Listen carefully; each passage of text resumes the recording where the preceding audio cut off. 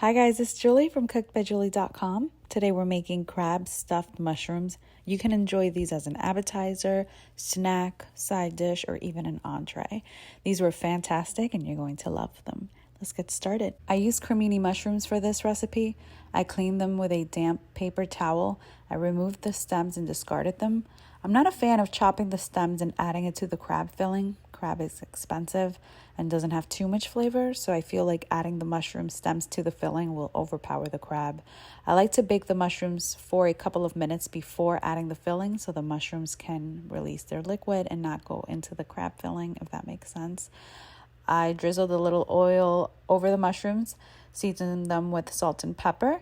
You can season them right before serving them, but I like to season them now so I don't forget later on. Getting old is part of life. So now for the crab filling, I use crushed Ritz crackers, Old Bay seasoning, mayo, Dijon mustard, Parmesan cheese, a squeeze of fresh lemon juice, and some melted butter.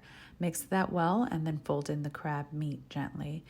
We don't need an egg or too many breadcrumbs because we're going to roll up such a small amount of crab that it should definitely hold its shape without any binder. If we were making crab cakes, that would be a different story because those do fall apart easily, but you should be good here. You may use a mini melon ball scooper or your hands to form little crab balls. And I like to take a paper towel and remove most of the liquid the mushrooms release. I did that off camera.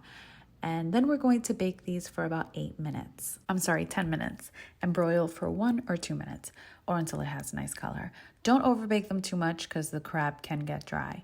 Make sure you go on over to my website, cookedbyjulie.com, for the complete recipe, along with more recipe tips, written instructions, all that good stuff. Make these little darlings. They were so ridiculously delicious. You can use a fork and knife or just pop them in your mouth. Also, try to use mushrooms of the same size. Don't be like me. I just bought a small container with a bunch of different sizes and it's what I used. But ideally, you want to use all medium or all small mushrooms. And I'll be honest, the smaller, the tastier. Make sure to fill them generously too. The more crab, the better. I hope you guys give this recipe a try and I want to thank you guys so much for watching.